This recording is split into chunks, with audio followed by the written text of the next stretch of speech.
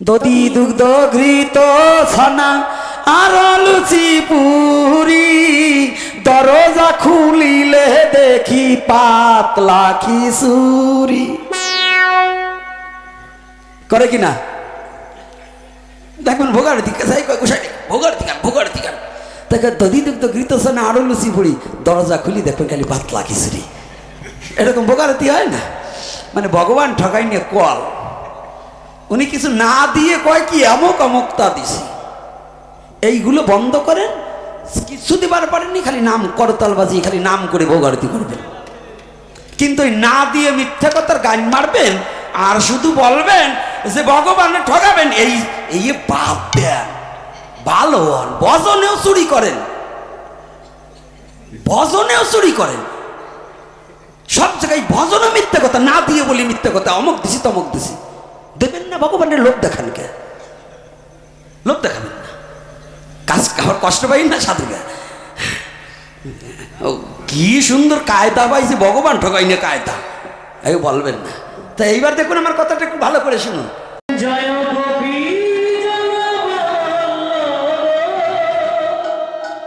মহারাজ পরীক্ষিতের মায়ের নাম জানো কি? উত্তরা। ভালো করে বুঝতে হবে, উত্তরা। এই উত্তরা যখন দৌড় মেরেছিলেন, কেন দৌড় মেরেছিলেন? ব্রহ্মাস্ত্র দেখে, তাই না? ব্রহ্মাস্ত্র ঝলকে ঝলকে অগ্নি প্রবাহিত হচ্ছে তার মুখ দিয়ে। এই ব্রহ্মাস্ত্র নিক্ষেপ করেছিল কে? অশ্বত্থামা। কেন? এই দেখুন ভাগবতের তত্ত্বটা কি। অগাছাটাকে যদি শিশুকালে নষ্ট করে দেন, যাকে যদি ধ্বংস করতে হয়, যদি শিশুকালে ধ্বংস করে দেন, সেটা যদি প্রকার ডালপালা না বেরোতে পারে তাহলে কিন্তু পরিষ্কার হয়ে যাবে। অশ্বত্থামা ভাবলেন ওই বুড়ো কটাকে তো মারতে পারলাম না, যদি ওই গর্ভেরটাকে মেরে দিতে পারি তাহলে বংশ বিনাশ হয়ে যাবে। তত্ত্বটা ভালো করে বুঝে নেন। তা আপনার হৃদয়ে অহংকার বাসা বাঁধার আগেই যদি অহংকারটাকে একজন সাধুর চরণে যে আত্মসমর্পণ করেন তাহলে আপনার অহংকার শেষ হয়ে যাবে। রাধে রাধে হবে না কি বাবা? আর যদি ওটাকে পুষে রাখেন তাহলে বিরাট একটা বৃক্ষ হয়ে যাবে, হবে না বাবা? আর বিরাট বৃক্ষ হলে কি হবে? ফসল নষ্ট হয়ে যাবে। অগাছায় আমার ফসলই নষ্ট করে দেবে। তাহলে আজকে কি করছি? উত্তরা চিৎকার করছে, চিৎকার করছে। কি বলে চিৎকার করছে? এই যে আপনারা যদি আমাদের সনাতন ধর্মের মধ্যে না একটা দোষ আছে, কি দোষ জানেন? হয়তো যদি আঘাত লাগে হয়তো বকা দেবে, নয় বাবা কিংবা মা বলে চিৎকার করে। একটু আঘাত পেলে হয়তো ওরে বাবা কিংবা ওরে মা, নয়তো বা খারাপ একটা ভাষা দিয়ে বকা দেবে, এগুলোই তো করে নাকি? কিন্তু এটা বৈধ নয়। যখন আঘাত পাবেন তখন হা কৃষ্ণ বলে ডাকতে হবে, হা কৃষ্ণ। যত যন্ত্রণা হোক যন্ত্রণার সময় হা কৃষ্ণ, যত দুঃখ নেমে আসুক হা কৃষ্ণ। নরোত্তম দাস ঠাকুর মহাশয় তাই বললেন, তুমি দুঃখে কিংবা সুখে থাকো সদা হরি বলে ডাকো, তুমি গৃহে কিংবা বনে থাকো সদা হরি বলে ডাকো। যেখানে যে অবস্থায় থাকবে হরি নামকে কখনো ভোলা যাবে না। উত্তরা দৌড় মারছে আর চিৎকার করছে, কৃষ্ণ কেশব কৃষ্ণ কেশব কৃষ্ণ কেশব ত্রাহি মাম, কৃষ্ণ কেশব কৃষ্ণ কেশব কৃষ্ণ কেশব রসক্ষমাম। উত্তরা দুটি চোখের জল ছেড়ে দিচ্ছে আর চিৎকার করছে। কিন্তু ব্রহ্মাস্ত্র তার পিছু ছাড়ছে না। উত্তরা এক সময় কুলনা পেয়ে দাঁড়িয়ে পড়লেন, দুটি চোখের জল ছেড়ে দিয়ে বললেন, গোবিন্দ ও কৃষ্ণ, জীবনে তো আমি তোমাকে কোনোদিন ডাকতে পারিনি,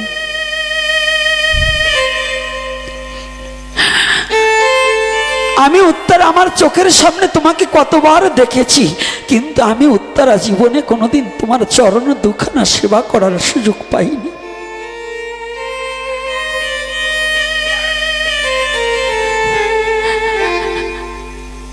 গোবিন্দ,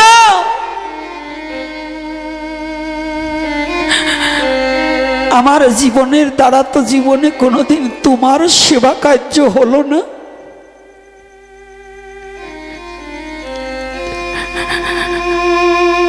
আজ আমার এই বিপদের সময় আমি জানি এই জগতের মাঝে তুমি ভিন্ন, জগতের মাঝে যে আমার কোনো আপনজন নেই, আমার কোনো বান্ধব নেই।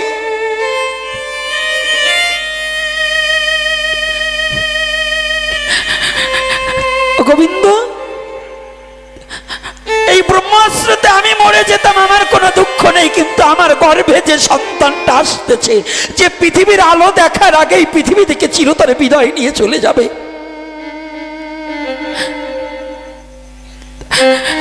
কুরুক্ষেত্রের যুদ্ধেও আমি এত বড় বিপদ আমাকে মনে করিনি।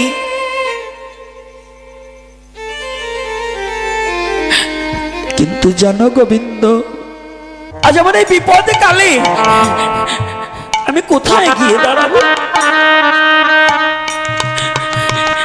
এই জগতে যে আমার কোনো দাঁড়াবার জায়গা নেই। ও বাবা, ও মা, আজকে উত্তরার কথা নয়, আমাদের প্রতিটা জীবের বেলায় ভগবানের চরণ ভিন্ন আমাদের কোনো দাঁড়াবার জায়গা নেই, আমাদের কোনো জুড়াবার জায়গা নেই, একমাত্র কৃষ্ণ চরণ বিনে।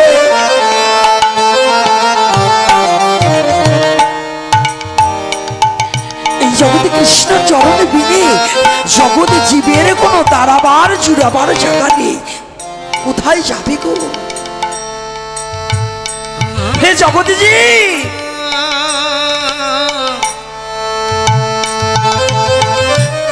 তোমার পুরা প্রাণ জুড়াইতে, তোমার এই তাপিত প্রাণ জুড়াইতে কোথায় যাবে? যদি তোমার পুরা প্রাণ জুড়াতে চাও, একবার কৃষ্ণ চরণে পড়ে যাও, গোবিন্দের চরণে গিয়ে বলো, গোবিন্দ আজ হতে আমি তোমার হয়ে গেলাম, আমি তোমার হয়ে গেলাম।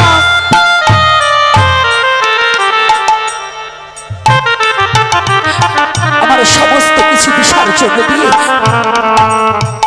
আমার সমস্ত কিছু, আমার অভিমান, আমি তো অহংকার, গৌরব, আমার ধর্ম কর্ম সব তোমার চরণে দিয়েছি। আমার একমাত্র ধর্ম শুধু তোমার মধুমাখা নাম।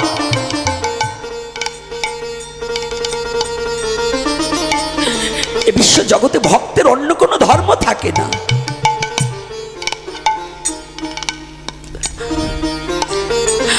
যারা জগতে হরিভোলা পাখি না, যারা জগতে কৃষ্ণ ভজন করে পাখি, তাদের অন্য কোনো ধর্ম থাকে না, তাদের একটাই ধর্ম, হরি নাম। তারা নাম ছাড়া আর জগতে কিছু চায় না। হরিব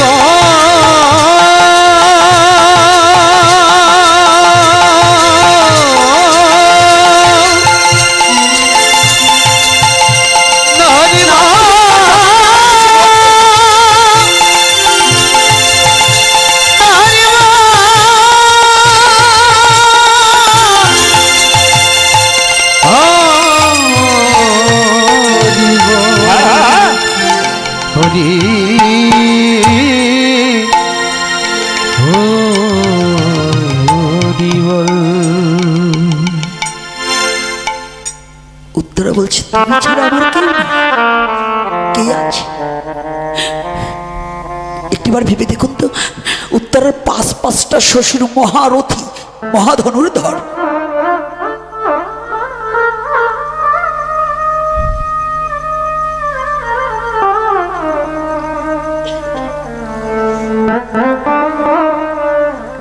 মহাধনুর্ধর, মহারথী, তথাপিও উত্তরা কাউকে ডাকলে না। ডাকলেন কাকে? ভগবান। উত্তরা বললেন, গোবিন্দ, আজ হতে আমার এই সন্তানটা তোমার চরণে সুপে দিলাম, তোমার প্রসাদ করে নাও। তোমার চরণে দিয়ে দিলাম, তুমি প্রসাদ করে নাও। যদি কোনো ভক্ত করে কৃষ্ণে আত্মসমর্পণ, কৃষ্ণ তাহে করে আত্মসম। যখনই উত্তরা সন্তানটাকে ভগবানের চরণে দিয়ে দিলেন, ভগবান তখন বললেন, আমার সম্পদকে নষ্ট করে এমন শক্তিকার। কি বিশ্রাম দিয়ে দেব? হ্যাঁ, 5 মিনিট। কারণ একটা লীলা বলা দিলে তোমাদের একটা জিনিস ফলো করতে হবে। যখন একটা জায়গায় যাওয়া হয়, শুধু টাকার বিনিময়ে তো হরিকথা বলা হয় না। আর আমি প্রফেশনাল পাঠকও নই। বাংলাদেশের মধ্যে আমি হচ্ছে বকাবকি করার জন্য শ্রেষ্ঠ, বাজে কথা বলার জন্য পাঠক নই। তবে যখন একটা জায়গায় চলে যাই, ব্যাপারটা বুঝতে হবে, ওই সময় আঘাতটা না করাই ভালো। আমি হচ্ছে এমন একটা পাগল যে আমার একটু সময় জ্ঞানটা একটু কম। ভগবানের কথা বলা দিলে আমার সবচেয়ে বড় ভয় কি জানেন? যতটুকু সময় বসে আছি, যতটুকু সময় আপনাদের চরণ দর্শন করছি, ততটুকু সময়ের মধ্য দিয়ে আমি পরম আনন্দে আছি, পরম আনন্দে আছি। কিন্তু হরিকথা সঙ্গ ছাড়া যখন হব, তখনই তো আমার বিপদ। তো এই জন্য আমার সময় জ্ঞানটা খুব কম। তাই কৃপা করে ক্ষমা সুন্দর দৃষ্টিতে দেখবেন। ওই কখন 10:30 বেজে গেছে আমার মনে নেই, আমার মনে নেই। এই তো বাজবে আর কি, আমার মনে নেই, কারণ আমার মনটা চলে গেছে অন্যরকম। তথাপিও বলছি, যখন দেখিয়ে দিচ্ছে এখন তো লাইন একটু সরে যায়, তথাপিও এই অল্প সময়ের মধ্যে দুটো কথা বলে যাচ্ছি। উত্তরা যখনই সন্তানটাকে ভগবানের চরণে দিয়ে দিয়েছেন, তখন ভগবান ক্ষিপ্ত হলেন। কি বললেন? আমার সম্পদকে নষ্ট করবে পৃথিবীর এমন ব্রহ্মাস্ত্র কি গো? আচ্ছা, ভগবানের চরণে যেটা দিয়ে দিয়েছে ওটা তার উত্তরার নেই। পরীক্ষিত ভ্রণরূপে যখন ছিল, এইবার কার? উত্তরার সন্তান না ভগবানের? হ্যাঁ, কথার উত্তর দেবে। ভগবানের নয়। আপনি ভাইগনাকে গরু দান করে দিয়েছেন, একটা গোবৎস দান করে দিয়েছেন। ভাইগনা বাড়ি গিয়ে 20 কিলো দুধ হয়। এইবার যদি বলেন হ্যাঁ আমার গরু, এটা কি মার খাওয়া ছাড়া কথা হবে? গরু যেটা দান হয়ে গেছে, এইবার যদি আবার যাই বলেন আমার গরু, তো ভাইগনা মামারে পিটাতে পারে না? কি মার খাওয়া কথা না?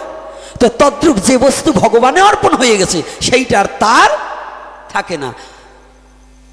এমনিতে সাধু গই গল্প খালি শুনবেন যে কৃষ্ণ যাইও মহারাজ পরীক্ষিতে পেটের মধ্যে রক্ষা করছে, এমনি রক্ষা করছে না। যদি বলে যে এমনি এমনি রক্ষা করছে, এটা গাঁজাখড়ি গল্প, আমিও মানি না। অর্থাৎ কৃষ্ণ রক্ষা করছে, তার সম্পদ সে রক্ষা করছে। কখন তার সম্পদ হয়েছে? উত্তরা বললেন, এ সন্তান আমার নয়, এটা তোমার চরণে আমি দিয়ে দিলাম, কৃপা করে তুমি রক্ষা করো।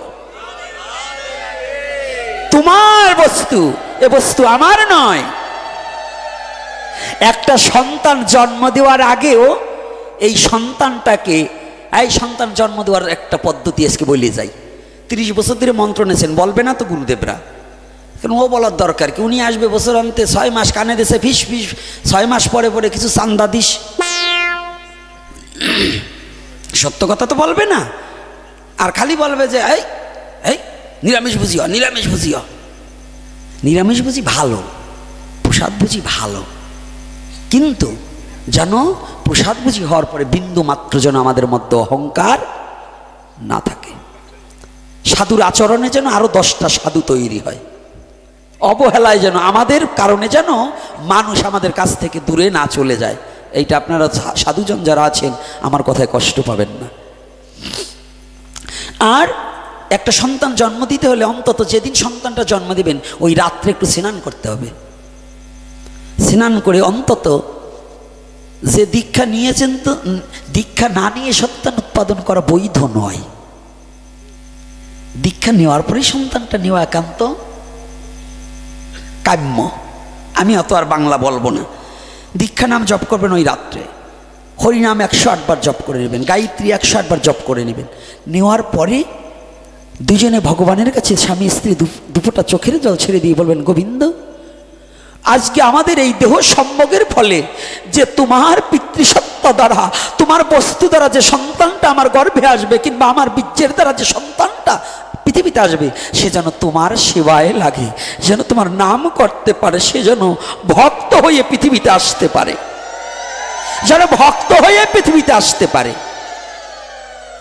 এমন করে দুফোঁটা চোখের জল ছেড়ে দিয়ে যদি কোনো একটা সন্তান পৃথিবীতে কোনো মা বাবা ভগবানেরকে নিবেদন করে আনতে পারে, খালি নিবেদন অন্ন, ওই 52 পদ রান্না করে ভগবান তুলসীর পাতা দিয়ে খাও খাও, আর ভোগ আরতি কি দধি দুগ্ধ ঘৃত ছানা আর লুচি পুরি, দরজা খুলিলে দেখি পাতলা খিচুড়ি,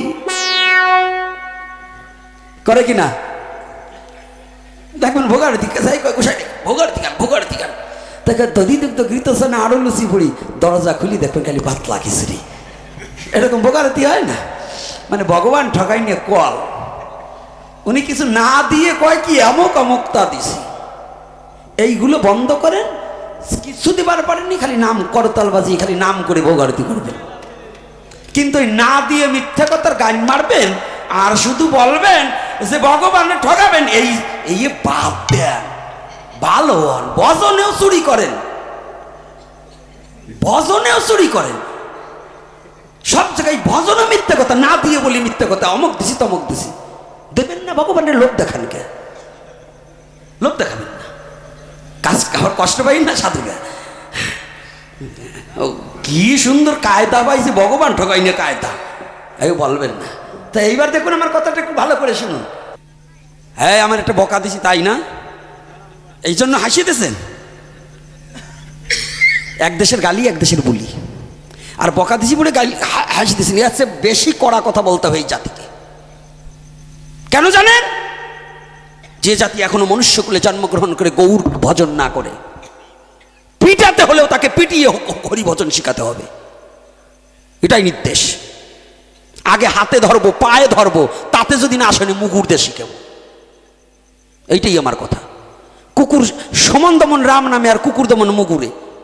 যেমন যদি সনাতন ধর্মের প্রতি কেউ আঘাত হানতে চায়, সনাতন ধর্ম সম্বন্ধে যদি বিদ্রুপ কেউ মন্তব্য করতে চায়, তাকে কোনো ছেড়ে দেওয়া হবে না। কেন ছেড়ে দেওয়া হবে না? এই যে জন্য এই যে বকাগুলো দেই, কারণ আপনাদের এখনো সচেতন হতে হবে। কি সচেতন হতে হবে? সনাতন ধর্মে যা আপনি পেয়েছেন পৃথিবীতে কোথাও পাবেন না। পাবেন? খুঁজে পাবেন? সনাতন ধর্মের ভগবান কত বড় দয়াল জানেন? ভক্তের সাথে একাকার হয়ে মিশে যেতে পারে। পৃথিবীতে এরকম দয়াল ভগবান কোথাও পাবেন না। আমি সেই ধর্মের অনুসারী, যাকে ভালোবাসলে সে নিজে গোলক ছেড়ে ভুলোকে নেমে এসে ভক্তকে জড়িয়ে ধরতে পারে। এটাই সনাতন ধর্মের মহত্ব। তো এইবার কেন এই কড়া কথা বললাম? এই ভোগারতি দিয়ে একটু কড়া কথা বললাম। এই কড়া কথাটা বলার উদ্দেশ্য কি জানেন? যে প্রতিটা জায়গায় আমরা মিথ্যা প্রবঞ্চনা দিয়ে ছড়িয়ে দিচ্ছি, সমাজ নষ্ট করে দিচ্ছি। মিথ্যাটাকে বন্ধ করুন, আর ভজনের দিকে প্রগাঢ় হয়ে আমাদের আরেকটা দিকে আলোকপাত করতে হবে। সেই আলোকপাতটা হচ্ছে সোচ্চার হন, আপনার সন্তানকে কৃষ্ণ ভজন শিখান। যদি আপনার সন্তানকে কৃষ্ণ ভজন না শিখান, তাহলে আপনার সন্তান অমানুষ হয়ে যাবে। আর সনাতন ধর্মের অনেক ছেলে মেয়ে ধর্মান্তরিত হচ্ছে। এই ধর্মান্তরিত হবে তার আগে যে ধর্মান্তরিত হওয়ার যার মনের বাসনা আছে, আমার সাথে মুখ করো, এই ধর্মে কি পাওনি কি নেই, যদি এইটা জবাব করে যেতে পারো আমার সাথে, তাহলে ধর্মান্তরিত হয়ে যাও, আমি তোমার সাথে হব। কি পাওনি, কি সনাতন ধর্মে অভাব আছে যে তুমি এমন মধুমাখা ধর্ম পরিত্যাগ করবে? মধুকে ধুয়ে লবণ চষতে যাবা? যা বুঝবা, ঠেলা বুঝবা, ঠেলার নাম বাবাজি, বুঝবা সেই দিন। সনাতন ধর্মকে পরিত্যাগ করে যত মেয়ে ধর্মান্তরিত হয়েছে, একটাও সুখে নাই, একটাও সুখে নাই, প্রত্যেকটার কপালে দুর্ভোগ ঘটেছে। বলুন, দেখুন ইতিহাস, দেখুন, খুলে খুলে দেখুন, পেপার পত্রিকা দেখুন, এই কয়দিন আগে ভারতের থেকে এক মেয়ে আসছিল পড়বার, কি সে মেয়ে ওরকম সম্পর্ককে ধর্মান্তরিত হয়েছে, পরে আবার সেই ছেলে তাকে ছেড়ে দিয়ে আবার বিয়ের একটা করছে। এইবার কি বোঝে না, তোমাকে শুধু ভোগ করার জন্য তারা গ্রহণ করবে, তোমাকে মায়ের আসনে মর্যাদা দেওয়ার জন্য তোমাকে গ্রহণ করবে না, শুধু তোমার দেহটাকে ভোগ করার জন্য। তো সাবধান ছেলে মেয়ে, সনাতন ধর্মে কি নেই। আমার এই ভাগবতীয় কথার চেয়ে আমার এই কথা বলি আমি বেশি, কারণ এটা আমার প্রয়োজন আছে কিনা বাবা। যদি আমার ভক্তই তৈরি না হয়, যদি মানুষত্ব তৈরি না হয়, ধর্ম সাধুরেই কজনে করতাল বাজালি কাজ হবে না নে। আগে এইগুলো ফিরাতে হবে, মনুষ্যত্ব জাগাতে হবে। মায়েরা একটু কষ্ট পেয়েছিলেন, আপনাদের মস্তক ঢাকার কথা বলছি, মা কষ্ট পাবেন না এটা বলছি কেন, আপনি যদি না করেন আপনার সন্তান শিখবে না, আপনার করুন শিখবেন। আজকে এই উত্তরার লীলাটা কেন বললাম, উত্তরা তার সন্তানকে ভগবানের চরণে দিয়ে দিলেন। আপনাদের চরণে হাত রেখে বলছি, আপনার সন্তানকেও ভগবানের চরণে দান করে দিন, আপনার সন্তানকেও ভগবানের চরণে দান করে দিন। ভগবানের চরণে দান করা মানে এই নয় যে আপনার ছেলে সাধু হয়ে ওই বৃন্দাবনে পড়ে থাকবে, তা নয়। সংসারে বসেও কৃষ্ণ ভজন করা যায়, খালি ওই সংসার ছাড়লেই কৃষ্ণ ভজন হয় না, সংসারে থেকেও আশ্রম তৈরি করা যায়।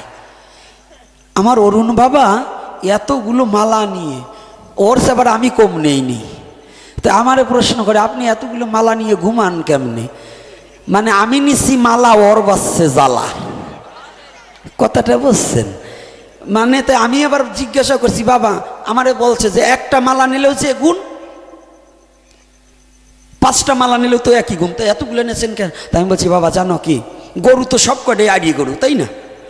তো যেটা শক্তি সামর্থ্য বেশি ওইটার মোটা রশিদে 3-4টে রশিদে বাঁধতে হয়। যদি বলো কেন, যে ওইটা যাতে এদিক ওদিক দোল না মারে। তাই আমার ভিতরে কয়টা ছাগল ভেড়া পাঠা আছে, কাম পাঠা, আর এই কিছু অহংকার রূপ ষাঁড় গরু, অহংকার অহমিকা পরনিন্দা পরচাচ্ছে, এই যে কয়টা ষাঁড় গরু আছে আমার এই হৃদয় মাঝে, ওই কয়টারে বাদ দিল, ওরা খুব শক্তিশালী। তো এই মোটা মোটা মালা দিয়ে ওই কয়টারে বাঁধিয়ে থইছি যে শালা তুই এদিক ওদিক যাসনি। রাধে রাধে নাকি?